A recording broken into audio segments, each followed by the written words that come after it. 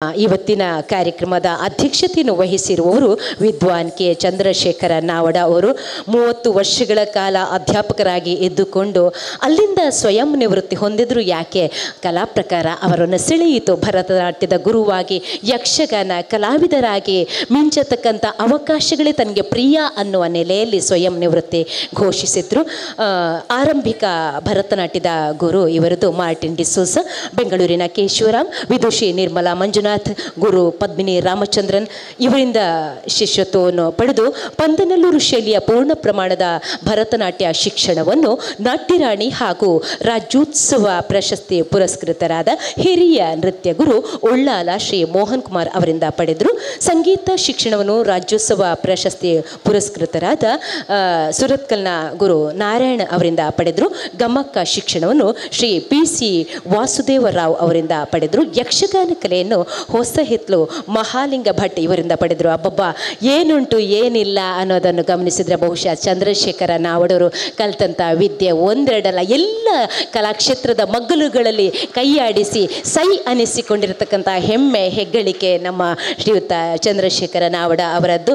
1985 ಸುರತ್ಕಲ್ನಲ್ಲಿ ನಾಟ್ಯಾಂಜಲಿ ಅನ್ನತಕ್ಕಂಥ ಕಲಾ ಅಕಾಡೆಮಿಯನ್ನು ಸ್ಥಾಪಿಸಿ ಅಲ್ಲಿ ಸಾಕಷ್ಟು ವಿದ್ಯಾರ್ಥಿಗಳನ್ನು ಈ ನೆಲೆಯ ಸೇವೆಗೆ, ಕಲಾ ಸೇವೆಗೆ ತೊಡಗುವಂತೆ ಮಾಡಿದ್ದಾರೆ.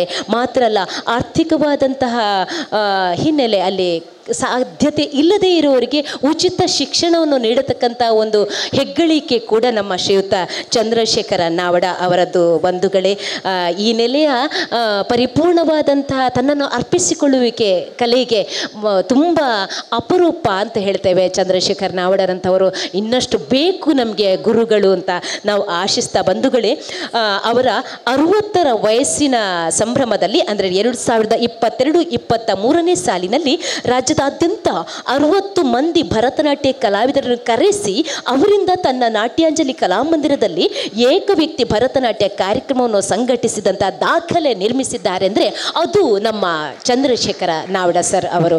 ಬಹುಶಃ ಇವರ ಪರಿಚಯವನ್ನು ಹೇಳ್ತಾ ಹೋಗಬೇಕಿದ್ರೆ ಮುಗಿಯೋದಿಲ್ಲ ಅನ್ನುವಷ್ಟು ನಮ್ಮ ಈ ವೇದಿಕೆಗೆ ಬಹುಶಃ ನಮಗೆ ಒಂದಷ್ಟು ಹೆಚ್ಚೇ ಅನ್ನುವ ಹಾಗೆ ನಮ್ಮ ಈ ವೇದಿಕೆಗೆ ಒದಗಿ ಬಂದಿದ್ದಾರೆ ಶ್ರೀಯುತ ಚಂದ್ರಶೇಖರ ನಾವಡ ಅವರು. ದಯವಿಟ್ಟು ಅಧ್ಯಕ್ಷೀಯ ನುಡಿಗಳನ್ನು ಆಡುವುದರೊಂದಿಗೆ ಕಲಾವಿದರಾಗಿ ಒಂದಷ್ಟು ಕಲಾ ಕುಸುಮಗಳನ್ನು, ಪಕ್ಕಳೆಗಳನ್ನು ಹರಿಯಬಿಡಬೇಕು. ಆ ಸುಮವನ್ನು, ಆ ಘಮವನ್ನು ನಮ್ಮ ವೇದಿಕೆಯ ಈ ಸಭಾಂಗಣದ ಜನತೆಗೆ ಹರಿಯಬಿಡಬೇಕು ಅನ್ನತಕ್ಕಂಥ ಆಶೆಯೊಂದಿಗೆ ತಾವೀಗ ಮಾತಿನೊಂದಿಗೆ.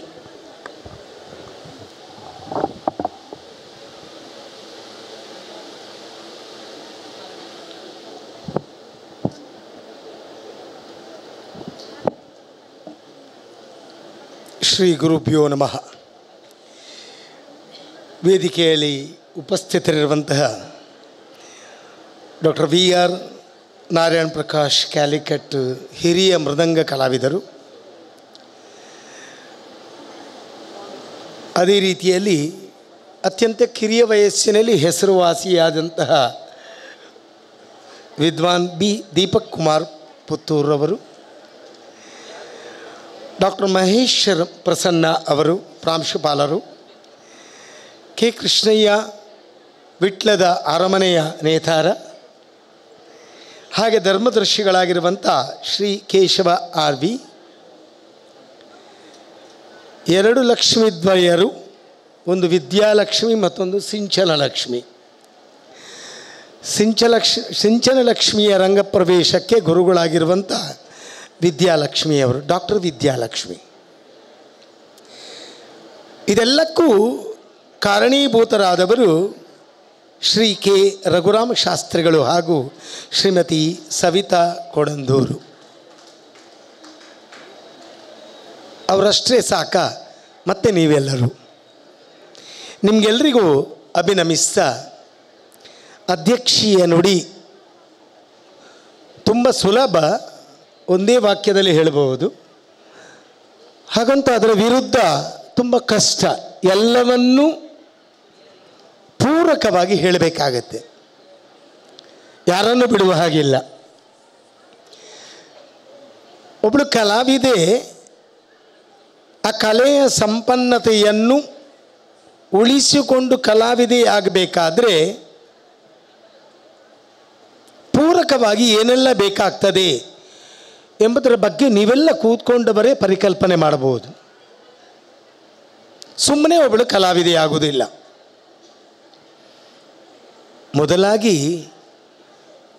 ಆ ಕಲಾವಿದೆಯ ಮನಸ್ಸಿನಲ್ಲಿ ಆತ್ಮಸ್ಥೈರ್ಯ, ಆ ಕಲೆಯನ್ನು ತಾನು ವೃದ್ಧಿಸಿಕೊಂಡು ಹೋಗುವಂಥ ಬಯಕೆ, ಆ ಸ್ವಾರ್ಥ ದೃಷ್ಟಿ ಇದು ಹುಟ್ಟಿಕೊಳ್ಳಬೇಕಾಗ್ತದೆ. ಇದಕ್ಕೆ ಪೂರಕವಾಗಿ ಇದಕ್ಕೆ ಏನು ಗೊಬ್ಬರವನ್ನು ಹಾಕುವುದು ಅಂತ ಹೇಳ್ತಾರೆ ಅವರ ತಂದೆ ತಾಯಿಯರು. ಒಂದು ಸಂಸ್ಕಾರಯುತವಾಗಿರುವಂತಹ ಕುಟುಂಬ ಅಂತ ಪ್ರಾಂಶುಪಾಲರು ಹೇಳಿದರು. ನನಗೂ ಗೊತ್ತಿದೆ. ಒಂದು ಸಂಸ್ಕಾರಯುತವಾಗಿರುವಂಥ ಕುಟುಂಬದಲ್ಲಿ ಸಂಸ್ಕೃತಿಯ ಸಿಂಚನ, ಈ ಸಿಂಚನ ಲಕ್ಷ್ಮಿಗೆ ಬದುಕಿನಲ್ಲಿ ಅಳವಡಿಕೆಯಾಗಿ ಮುಂದುವರಿಯುತ್ತಾ ಇದೆ. ಹಾಗಾದರೆ ನಾವೇ ಆಲೋಚನೆ ಮಾಡಿಕೊಳ್ಬೇಕು. ರಘುರಾಮ ಶಾಸ್ತ್ರಿ ಮತ್ತು ಸವಿತಾ ಇವರಿಗೆ ಇದರ ಬಗ್ಗೆ ವಾಸನೆ ಇದ್ದ ಕಾರಣ ಆ ಮಗುವಿನಲ್ಲಿ ಇಂತಹ ಒಂದು ಕಲೆಯನ್ನು ಹುಟ್ಟಿಸಿಕೊಳ್ಳುವುದಕ್ಕೆ, ವೃದ್ಧಿಸಿಕೊಳ್ಳುವುದಕ್ಕೆ, ಬೆಳೆಸುವುದಕ್ಕೆ, ಚಾಕಚಕ್ಯತೆಯಿಂದ ಅದು ಮತ್ತೆ ಉದ್ದೀಪನ ಆಗುವುದಕ್ಕೆ ಕಾರಣಕರ್ತರಾದವರು ತಾಯಿ ತಂದೆಯರು. ಅವರ ಪರಿಶ್ರಮ ಅತೀ ಮುಖ್ಯ. ಆಲೋಚನೆ ಮಾಡಿಕೊಳ್ಳಿ. ಒಬ್ಬಳು ಕಲಾವಿದೆ ಆಗಬೇಕಾದ್ರೆ ಮನಸ್ಸು ಬೇಕು. ಅವಳಿಗೆ ಸಂಸ್ಕಾರಯುತವಾಗಿರುವಂತಹ ಕುಟುಂಬ ಬೇಕು, ತಂದೆ ತಾಯಿಯ ಸಪೋರ್ಟ್ ಬೇಕು. ಇಷ್ಟೇ ಇದ್ದರೆ ಸಾಲದು, ಸರಿಯಾದಂಥ ಗುರುಗಳು ಸಿಗಬೇಕು. ಪೂರಕವಾಗಿ ಸಿಂಚನ ಲಕ್ಷ್ಮಿಗೆ 3 ಅಂಶಗಳು ದೊರೆತಿದೆ. ಅದಕ್ಕೆ ಪುಣ್ಯವತವಾಗಿರುವಂಥ ಅವಳು ಪುಣ್ಯವನ್ನು ಕಟ್ಟಿಕೊಂಡಂಥ ಕಲಾವಿದೆಯಾಗಿದ್ದಾಳೆ. ಉತ್ತಮರಾದಂತಹ ತನ್ನ ತಂದೆ ತಾಯಿ, ತನ್ನ ಪೋಷಕರು, ಒಳ್ಳೆಯ ಗುರುಗಳು, ಸ್ವಹಿತದೃಷ್ಟಿಯಿಂದ ತನ್ನಲ್ಲಿಯೇ ಹುಟ್ಟಿಕೊಂಡಂಥ ಕಲೆಯ ಅಭಿವೃದ್ಧಿಯತೆ, ಪೂರಕವಾಗಿ ನೀವೆಲ್ಲರೂ ಇವತ್ತು ನೆಟ್ಟ ದೃಷ್ಟಿಯಿಂದ ಅವಳ ಆರಂಭದ ಪೂರ್ವಾರ್ಧದ ಒಂದು ಕಾರ್ಯಕ್ರಮವನ್ನು ನೋಡಿದಂಥ ನೀವೆಲ್ಲರೂ, ಇಷ್ಟೂ ಸಪೋರ್ಟು ಇಲ್ಲದ ಇದ್ದರೆ ಒಬ್ಬಳು ಕಲಾವಿದೆ ಏನನ್ನೂ ಮಾಡುವುದಕ್ಕೆ ಸಾಧ್ಯತೆ ಇಲ್ಲ. ದೀಪಕ್ ಕುಮಾರ್ ಅವರು ಹೇಳಿದರು, ಇದು ರಂಗಪ್ರವೇಶ, ಅಕ್ಷರಶಃ ಸತ್ಯ. ನಾನು ಎಷ್ಟೋ ಕಡೆಯಲ್ಲಿ ರಂಗಪ್ರವೇಶಕ್ಕೆ ಅತಿಥಿಗಳಾಗಿಯೋ, ಅಭ್ಯಾಗತರಾಗಿಯೋ, ಅಧ್ಯಕ್ಷನಾಗಿಯೂ ಹೋಗ್ತೇನೆ. ಆದರೆ ಇಲ್ಲಿರುವಂಥ ಆಮಂತ್ರಣ ಪತ್ರ 1987ನೇ ಇಸವಿಯಿಂದ ನಾನು ಎಷ್ಟೆಲ್ಲ ರಂಗಪ್ರವೇಶಕ್ಕೆ ಹೋಗಿದ್ದೇನೆ ಅಷ್ಟೂ ರಂಗಪ್ರವೇಶದ ಈ ಆಮಂತ್ರಣ ಪತ್ರ ನನ್ನ ಫೈಲ್ನಲ್ಲಿದೆ. ನೀವು ಚಪ್ಪಳೆ ಕೊಡೋದು ಅದಕ್ಕಲ್ಲ, ನಾನು ಫೈಲಲ್ಲಿ ಇಟ್ಟುಕೊಳ್ಬೋದು, ದೊಡ್ಡ ಕಷ್ಟ ಏನಿಲ್ಲ. ಒಂದು ಫೈಲ್ ಇದೆ, ಒಂದು ಕಬೋರ್ಡ್ ಇದೆ, ಅದರಲ್ಲಿ ನಾನು ಇಟ್ಕೊಳ್ತೇನೆ.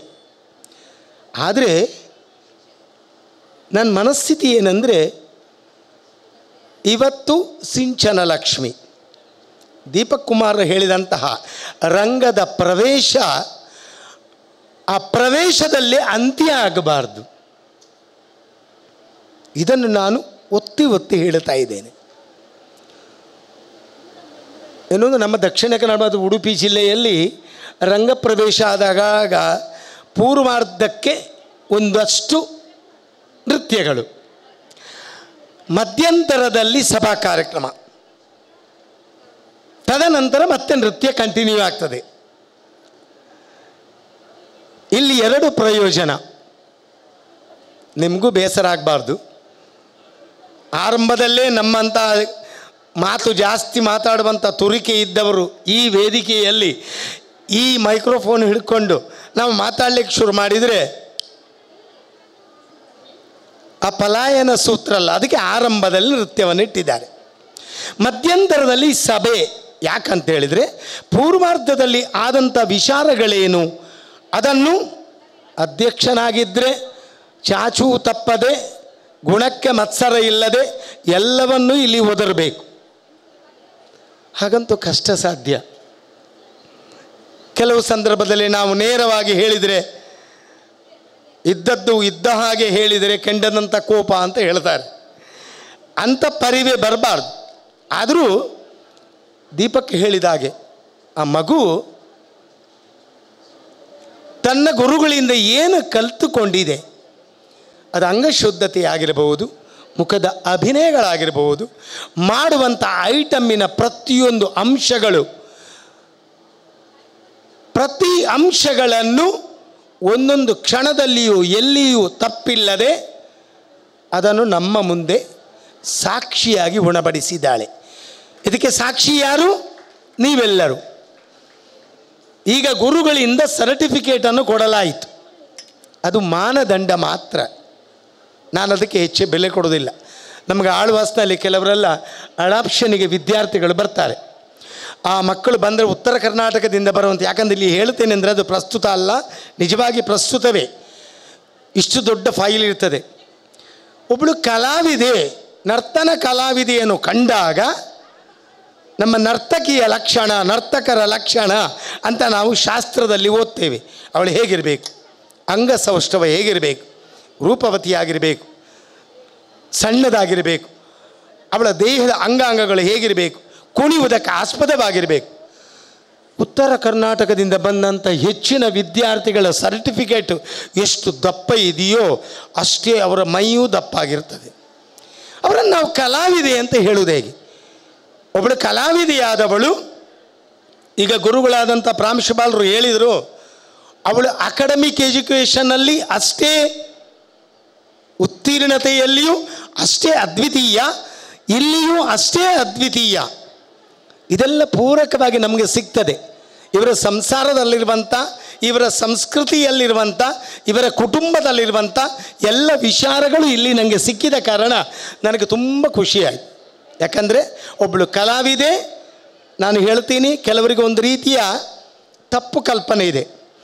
ನಾವೆಲ್ಲ ನೃತ್ಯ ಶಿಕ್ಷಕರು ಇಲ್ಲಿದ್ದಾರೆ, ದೀಪಕ್ ಇದ್ದಾರೆ, ಇಲ್ಲಿ ಪ್ರೀತಿಕಲಾ ಇದ್ದಾರೆ, ಗಿರೀಶ್ ಕುಮಾರ್ ಇದ್ದಾರೆ, ಇನ್ನೂ ಕೆಲವರೆಲ್ಲ ಬಂದಿರ್ಬೋದು, ಸಾಕ್ಷಿಯಾಗಿ ವಿದ್ಯಾ ಕುಂಬಳೆ ಇದ್ದಾರೆ. ಆ ಮಗು 9th ಸ್ಟ್ಯಾಂಡರ್ಡ್ನವರೆಗೆ ಏನು 80 ಕಿಲೋಮೀಟರ್ ಫಾಸ್ಟಲ್ಲಿ ನಮಗೆ ಡ್ಯಾನ್ಸ್ ಕ್ಲಾಸಿಗೆ ಬರ್ತಾರೆ ಅವರು. ಸರ್, 10th ಸ್ಟ್ಯಾಂಡರ್ಡ್ ಆಗುವಾಗ ನಾವು ಟಾರ್ಚ್ ಹಾಕಿ ಹುಡುಕಿದ್ರು ಆ ಮಗು ಇಲ್ಲ. ಅದೇ PUCಗೆ ಪುನರಪಿ ಬಂದು ಸೇರಿಕೊಳ್ತದೆ, ಸೆಕೆಂಡ್ ಇಯರ್ ಆಗುವಾಗ ಅದು ಇಲ್ಲ. ನಾನು ಹೇಳೋದು, ನನ್ನ 2 ಸ್ಟೂಡೆಂಟ್ ಇದ್ದರು, ಉದಾಹರಣೆ ಕೊಡ್ತೇನೆ.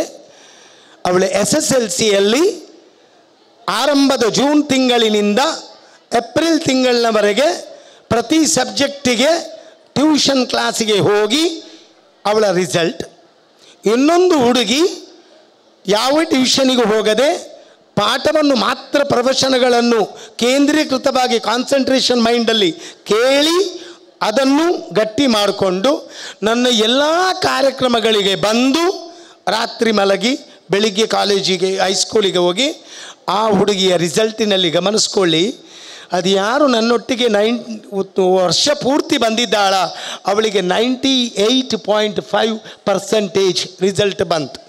ಯಾರು ಪೂರಕವಾಗಿ 1 ವರ್ಷ ದುಡ್ಡು ದಂಡ ಮಾಡಿ ಆ ಟ್ಯೂಷನಿಗೆ ಯಾರು ಹೋಗಿದ್ದಾಳ ಅವಳಿಗೆ 47.5%. ಇದು ಅಕ್ಷರಶಃ ಸತ್ಯ. ಇದನ್ನು ಯಾಕೆ ಹೇಳ್ತೇನೆಂದರೆ, ಒಂದು ಸೈಂಟಿಫಿಕಲಿ ಇಂಥ ಕಲೆಗಳು ಅಕಾಡೆಮಿಕ್ ಎಜುಕೇಷನ್ನಿಂದ ಪೂರಕವಾಗಿ, ನಾನೇನು ನೃತ್ಯವೇ ಕಲಿಬೇಕು ಅಂತ ಹೇಳೋದಿಲ್ಲ, ನಾನೊಬ್ಬ ಸ್ವಾರ್ಥಿ ಅಲ್ಲ. ಒಬ್ಬಳು ಪಾಠದ ಚಟುವಟಿಕೆಯಿಂದ ಪಾಠೇತರ ಚಟುವಟಿಕೆಯನ್ನು ಕಲಿತಾಳ, ಅವಳು ಪಾಠದ ಚಟುವಟಿಕೆಯಲ್ಲಿಯೂ ಅದ್ವಿತೀಯಳಾಗಿರ್ತಾಳೆ ಎಂಬುದು ಸತ್ಯ. ಆದರೆ ಅದನ್ನು ದುರುಪಯೋಗ ಮಾಡಿದವರು ಅದು ವಿಷಯ ಬೇರೆ. ದುರುಪಯೋಗ ಮಾಡಬಾರ್ದು. ಪಾಠ ಪ್ರವಚನಗಳಲ್ಲಿ ಪಾಠವೇ, ಪಾಠದಿಂದ ಹೊರದು ಬಂದು ಪಾಠ್ಯೇತರ ಚಟುವಟಿಕೆಯಲ್ಲಿ ಪಾಠ್ಯೇತರವೇ. ಹೀಗಾಗಿದ್ದರೆ ಮಾತ್ರ.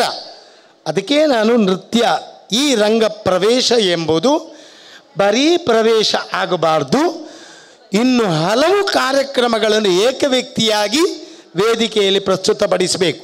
ನೀವೆಲ್ಲ ಪೂರ್ವಾರ್ಧ ಕಾರ್ಯಕ್ರಮಗಳನ್ನು ನೋಡಿದ್ದೀರ, ನೀವೆಲ್ಲರೂ ಸಾಕ್ಷಿಗಳಾಗಿದ್ದೀರ. ಮಾಡಿದಂಥ ಕಾರ್ಯಕ್ರಮದಲ್ಲಿ ನ್ಯೂನ್ಯತೆಗಳಿತ್ತ? ಇಲ್ಲ ಅಂತಾದರೆ ಚಪ್ಪಾಳೆ ಬಡೀರಿ. ಇಲ್ಲ, ನಿಜವಾಗಿ ಆ ಹುಡುಗಿ ನೀಟಾಗಿ ಇವತ್ತು ಪ್ರಸ್ತುತಪಡಿಸಿದ್ದಾಳೆ. ತನ್ನ ಗುರುಗಳಿಂದ ಏನು ಕಲ್ತಿದ್ದಾಳೆ ಅದನ್ನು ಅಕ್ಷರಶಃ ಯಾವ ವಂಚನೆ ಇಲ್ಲದೆ ಇವತ್ತು ವೇದಿಕೆಯಲ್ಲಿ ಪ್ರಸ್ತುತಪಡಿಸಿದ್ದಾಳೆ. ಆದರೆ ನಾನೊಂದು ವಿಷಯಗಳನ್ನು ಇಲ್ಲಿ ಪ್ರಸ್ತಾಪ ಮಾಡಬೇಕಾಗತ್ತೆ. ಪಾಪ ಇವತ್ತು ರಂಗಪ್ರವೇಶಕ್ಕೆ ಎಷ್ಟೋ ಖರ್ಚು ಮಾಡಿರ್ಬೋದು. ಬೆಂಗಳೂರಿನಲ್ಲಿ ರಂಗಪ್ರವೇಶಕ್ಕೆ ಪ್ಯಾಕೇಜ್ ಸಿಸ್ಟಮ್ ಆಗ್ತದೆ. ಅಂದರೆ 10 ಲಕ್ಷ, 20 ಲಕ್ಷ, 30 ಲಕ್ಷ. ಇದು ಅವನ ನೃತ್ಯ ಕಲಾವಿದರಾದವರು ಹೇಳಬಾರ್ದು, ಆದರೆ ಆ ಸ್ಥಿತಿ ಆಗಿದೆ. ಆದರೆ ಈ ಲಕ್ಷ ಖರ್ಚು ಮಾಡಿ ಆ ಮಗು ರಂಗ ಪ್ರವೇಶದ ದಿವಸವೇ ಕೊನೆಯ ಅಂತ್ಯ ಆಗೋದು ಅಂತಾದರೆ ಆ ಮಗುವಿಗೆ ನಿಜವಾಗಿ ರಂಗಪ್ರವೇಶ ಬೇಡ, ಮದುವೆಗೆ ಖರ್ಚು ಮಾಡಲಿ ಬೇಕಾ? ಆದರೆ ಪೂರಕವಾಗಿ ಆ ಕಲಾವಿದೆಗೆ ನಾವು ವೇದಿಕೆಯನ್ನು ಊರಿನವರು ಅಥವಾ ಪರ ಊರಿನವರು ಬೇರೆ ಬೇರೆ ಧಾರ್ಮಿಕ ಕಾರ್ಯಕ್ರಮದ ದೇವಸ್ಥಾನಗಳಲ್ಲಿ ಬೇರೆ ಬೇರೆ ವೇದಿಕೆಗಳಲ್ಲಿ ಸಾಂಸ್ಕೃತಿಕ ಕಾರ್ಯಕ್ರಮ ಆಗ್ತದೆ. ಯಾವ ದೇವಸ್ಥಾನಗಳಲ್ಲಿ ಸಾಂಸ್ಕೃತಿಕ ಕಾರ್ಯಕ್ರಮ ಆಗ್ತದ ಅಲ್ಲಿ ಆ ಸಂಸ್ಕೃತಿಯಿಂದಾಗಿ ದೇವತಾ ಒಂದು ಆ ಪ್ರಾಜ್ವಲಿಕೆ ಮತ್ತು ಅಲ್ಲಿರುವಂಥ ಕಾರಣಿಕ ಉದ್ದೀಪನ ಆಗ್ತದೆ ಎಂಬುದು ಸತ್ಯ. ಹಾಗಾದರೆ ಸಾಂಸ್ಕೃತಿಕ ಕಾರ್ಯಕ್ರಮದಲ್ಲಿ ಏನೋ ದೇವಸ್ಥಾನದಿಂದ ಕೊಡಮಾಡುವಂಥ ಏನೋ ಸ್ವಲ್ಪ ಖರ್ಚುಗಳನ್ನು ಆ ಮಗುವಿಗೆ ಕೊಟ್ಟು ಆಸ್ಪದ ಕೊಟ್ಟಲ್ಲಿ ಈ ರಂಗಪ್ರವೇಶ ಮಾಡಿದ್ದಕ್ಕೆ ಎಷ್ಟು ದಿನಗಳಿಂದ ಇಲ್ಲಿ ಟೀಚರ್ ಇದ್ದಾರೆ, ಎಷ್ಟು ದಿನಗಳಿಂದ ಆ ಮಗು ಪರಿಶ್ರಮ ಪಟ್ಟು ವ್ಯವಸಾಯವನ್ನು ಮಾಡಿ ಇವತ್ತು ರಂಗಪ್ರವೇಶಕ್ಕೆ ಅಣಿಯಾಗಿದ್ದಾಳ ಅಂತ ಅಣಿಯಾದಂಥ ಮಗುವಿಗೆ ನ್ಯಾಯ ಕೊಡುವಂಥದ್ದು ನಾವು ಹೇಗೆ? ಬೇರೆ ಬೇರೆ ಎಲ್ಲಿ ಸಂಘಟನೆ ಇದೆ, ಎಲ್ಲಿ ವೇದಿಕೆ ಇದೆ ಅಂಥ ಕಡೆಗಳಲ್ಲಿ ಏಕವ್ಯಕ್ತಿ ಪ್ರದರ್ಶನಕ್ಕೆ ನಾವು ಕೊಡಬೇಕು.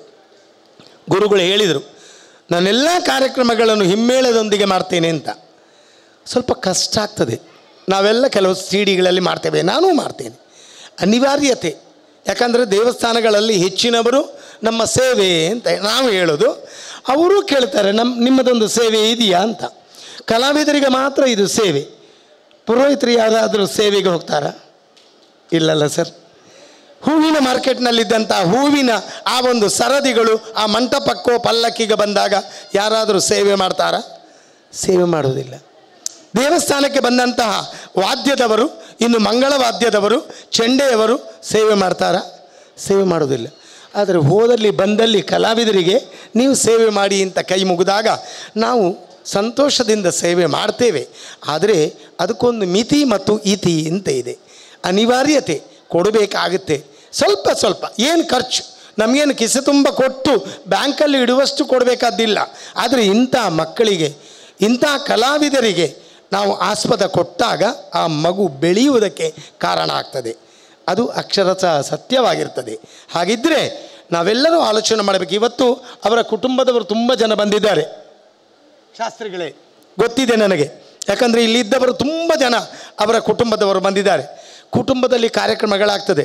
ಉದಾಹರಣೆಗೆ ತ್ರಿಕಾಲ ಪೂಜೆ ಆಗ್ಬೋದು, ಬೇರೆ ಬೇರೆ ಪೂಜೆಗಳಲ್ಲಿ ನೃತ್ಯ ಅವಧಾನ, ನೃತ್ಯ ಸೇವಾ ಪ್ರಿಯ ಅಂಥೇಳಿ ಮಂತ್ರಗೋಷ್ಠಿ ಆದಾಗ ಆ ನೃತ್ಯ ಸೇವೆ ಮಾಡುವಾಗ ಮಗುವಿಗೆ ಇವತ್ತಿನ ಒಂದು ಐಟಮನ್ನು ಮಾಡುವುದಕ್ಕೆ ಆಸ್ಪದ ಕೊಡಿ ಅಂಥ ಒಂದು ಆ ಪರಿಕಲ್ಪನೆಯಿಂದ ಕಲಾವಿದೆ ಬೆಳೆಯುತ್ತಾಳೆ.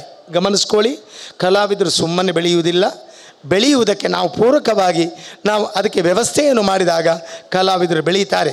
ಹಾಗಂತೂ ಇವತ್ತು ಮಾಡಿದಷ್ಟೇ ಖರ್ಚನ್ನು ಮತ್ತೆ ಮತ್ತೆ ಮಾಡುವುದಕ್ಕೆ ಸಾಧ್ಯತೆಗಳಿಲ್ಲ. ಹಾಗಾದ ಕಾರಣ ಆಲೋಚನೆ ಮಾಡಬೇಕಾದ್ದು, ಇವತ್ತು ಆರಂಭ ಮಾಡಿದಂಥ ರಂಗಪ್ರವೇಶ ಅವಳು ಇನ್ನು ಎಲ್ಲೆಲ್ಲಿ ಆ ಸಾಧ್ಯತೆಗಳು ಆಸ್ಪದಗಳು ಸಿಗ್ತದೆ ಅಲ್ಲಿ ತನ್ನ ಕಾರ್ಯಕ್ರಮಗಳನ್ನು ಕೊಟ್ಟು ತನ್ನ ಬೆಳವಣಿಗೆಯಲ್ಲಿ ಚೇತರಿಕೆಯನ್ನು ತುಂಬಬೇಕು. ಆಗ ಅವಳು ಕಲಾವಿದ ಸಂಪನ್ನಳಾಗ್ತಾಳೆ. ಇದಕ್ಕೆ ಪೂರಕವಾಗಿ ಗುರು ಅಂತ ನಾವು ಹೇಳ್ತೇವೆ. ನನ್ನನ್ನು ಗುರು ಅಂತ ಹೇಳ್ತಾರೆ, ದೀಪಕ್ ಕುಮಾರು ಗುರು. ಗುರು ಎಂಬ ಶಬ್ದಕ್ಕೆ ಎಷ್ಟೊಂದು ಮಾನ್ಯತೆ ಇದೆ. ನವಗ್ರಹದಲ್ಲಿ ಗುರುವೇ ಅತ್ಯಂತ ದೊಡ್ಡ ಗುರು, ಅನಗ್ರಹ. ಹಾಗೆ ಗುರು ಅಂತ ಹೇಳಬೇಕಾಗಿದ್ರೆ ನಾವು ಪೂರಕವಾಗಿ ಆ ಮಕ್ಕಳಿಗೆ ವಂಚನೆ ಇಲ್ಲದೆ ನಮ್ಮ ಏನು ಕಲೆಯನ್ನು ಉಣಬಡಿಸ್ತೇವಾ ಆಗ ಗುರುಗಳಾಗ್ತೇವೆ. ಇವತ್ತು ಗುರುಗಳಾದಂಥ ವಿದ್ಯಾಲಕ್ಷ್ಮಿ, ಅದೇ ಲಕ್ಷ್ಮಿ ಪ್ರಭಾವದಿಂದ ಬೆಳೆಯುತ್ತಿರುವಂಥ ಸಿಂಚನ ಲಕ್ಷ್ಮಿಗೆ ಇವತ್ತು ವಿದ್ಯೆಯನ್ನು ಹೇಳಿಕೊಟ್ಟಂಥ ಗುರುಗಳು ಇನ್ನು ಮುಂದೆಯೂ ಬೇಕಾದಂಥ ವೇದಿಕೆಗಳು ತಮಗೆ ಸಿಕ್ಕಿದಲ್ಲಿ ಆ ಮಗುವಿಗೆ ಒಂದು ಕೊಡುವಂಥ ಒಂದು ಆ ಔದಾರ್ಯವನ್ನು ಮಾಡಬೇಕು. ಆಕೆಯು ಎಷ್ಟು ಪರಿಶ್ರಮಪಟ್ಟು ರಘುರಾಮ ಶಾಸ್ತ್ರಿಗಳು ಎಲ್ಲಿ ವೇದಿಕೆ ಇದೆ ಅಂತ ನೋಡಿಕೊಂಡು ಆ ಮಗುವಿನ ಉದ್ದೀಪನತೆಯಲ್ಲಿ ತಾನೂ ಕಾರ್ಯಕ್ರಮ ಆಗಬೇಕು. ಹೇಗೂ ಸಂಗೀತ ಟೀಚರ್ ಸವಿತಾ ಅವರು ಆದ ಕಾರಣ ಬೇರೆ ಬೇರೆ ಕಡೆಗಳಲ್ಲಿ ಆ ಕಾರ್ಯಕ್ರಮಗಳನ್ನು ಖಂಡಿತ ಕೊಡುವುದಕ್ಕೆ ಸಾಧ್ಯತೆ ಇದೆ. ಈ ರಂಗ ಪ್ರವೇಶ ಇಲ್ಲಿಗೆ ನಿಲ್ಲದೆ ಇದು ಪ್ರವೇಶ ಮಾತ್ರ. ಈ ಪ್ರವೇಶದಲ್ಲಿ ಮತ್ತೆ ಮತ್ತೆ ಹೆಜ್ಜೆಗಳಿಂದ ಅವಳು ಕಲಾವಿದೆಯಾಗ್ತಾಳೆ ಅಂತ ನಾನು ಸತ್ಯವನ್ನು ನಂಬಿಕೊಂಡು ಪೂರಕವಾದಂಥ ಇದಕ್ಕೆ ಸಂಬಂಧಪಟ್ಟಂಥ ನಟರಾಜ, ಸರಸ್ವತಿ ಎಲ್ಲ ಗುರು ಹಿರಿಯರು ಆ ಮಗುವಿಗೆ ಗುರುಗಳಿಗೆ ಬಂದಂಥ ಇವತ್ತು ಕಲಾವಿದರು, ನಾನು ಅವರ ಬಗ್ಗೆಯೂ ಹೇಳಬೇಕಾಗತ್ತೆ. ಒಳ್ಳೆಯ ಸುಶ್ರಾವ್ಯವಾದಂತಹ ಕಂಠ ನಾನು ಕೇಳಿದ್ದೇನೆ ಅಂತಹ ಅದಕ್ಕೆ ಸಾಥಿಯಾಗಿರುವಂಥ ಅದನ್ನು ನಮಗೆ ಕೇಳುಗೆಗೆ ಪಾತ್ರರಾಗಿರುವಂಥ ಆ ಏನುಂಟು ಮೈಕ್ ಕಲಾವಿದರು ಅವರು ಅಷ್ಟೇ ಅದೇ ರೀತಿಯಲ್ಲಿ ಬಹಳ ಒಂದು ಸೂಕ್ಷ್ಮತೆಯಿಂದ ಅವರ ಸ್ವರಗಳು, ಆ ಕೊಳಲಿನ ಧ್ವನಿ, ಆ ಮೃದಂಗದ ಧ್ವನಿ ಇದೆಲ್ಲ ಕೇಳುವಲ್ಲಿ ಸಮರ್ಥವಾಗಿ ಅವರು ಸೇವೆಯನ್ನು ಮಾಡಿದ್ದಾರೆ. ಅಂಥ ಕಲಾವಿದರಿಗೂ ಸಹ ಒಳ್ಳೆಯದಾಗಲಿ. ವೇದಿಕೆಯಲ್ಲಿ ಒಳ್ಳೆಯ ಘಟಾನುಘಟಿಗಳನ್ನು ಕರೆಸಿಕೊಂಡಿದ್ದಾರೆ. ಒಬ್ಬರು ಮೃದಂಗದಲ್ಲಿ, ಮತ್ತೊಬ್ಬರು ಶಾಸ್ತ್ರದಲ್ಲಿ, ಮತ್ತೊಬ್ಬರು ಧರ್ಮದರ್ಶಿ, ಮತ್ತೊಬ್ಬರು ಅಕಾಡೆಮಿಕ್ ಪ್ರಾಂಶುಪಾಲರು, ಮತ್ತೊಬ್ಬರು ಗುರುಗಳು, ಹೀಗೆ ನಾನು ಅದರೊಟ್ಟಿಗೆ ಸೇರಿಕೊಂಡಿದ್ದೇನೆ. ಅಂದಂಥ ಎಲ್ಲರೂ ನೀವು ಸೇರಿಕೊಂಡು ನಾವು ಶುಭ ಹಾರೈಸೋಣ. ಒಳ್ಳೆಯದಾಗಲಿ ಆ ಮಗುವಿಗೆ, ಸಂಸ್ಥೆಗೆ, ವಿದ್ಯಾಲಕ್ಷ್ಮಿಯ ಒಡನಾಟದಲ್ಲಿ ಬಂದಂಥ ಎಲ್ಲರಿಗೂ ಅವರ ಬೆನ್ನೆಲುಬಿಗೆ ಆಗಿ ನಿಂತಂಥ ಪ್ರಸಾದ್. ಈ ವಿದ್ಯಾಲಕ್ಷ್ಮಿ ಒಬ್ಬರೇ ಹೋಗೋದಿಲ್ಲ ರೀ, ಅವರನ್ನು ಕರ್ಕೊಂಡು ಹೋಗುವಂಥದ್ದು ಪ್ರಸಾದ್. ತನ್ನ ಸಮಯವನ್ನೆಲ್ಲ ಆ ವಿದ್ಯಾಲಕ್ಷ್ಮಿಗೆ ಪೂರಕವಾಗಿ ಕೊಟ್ಟು ಡಾಕ್ಟರೇಟ್ ಆಗಲಿ, ವಿದುಷಿ ಆಗಲಿ, ಇದಕ್ಕೆಲ್ಲ ಪೂರಕವಾದಂಥ ಪ್ರಸಾದ್ ನಿಮಗೂ ಒಳ್ಳೆಯ ಧನ್ಯವಾದವನ್ನು ಕೊಡ್ತಾ ಬಂದಂಥ ನಿಮಗೆಲ್ಲರಿಗೂ ಕೃತಜ್ಞತೆಗಳನ್ನು ಸಮರ್ಪಿಸ್ತಾ ಮಾತಿನಿಂದ ವಿರಮಿಸ್ತೇನೆ. ಜೈ ಹಿಂದ್, ಜೈ ಕರ್ನಾಟಕ.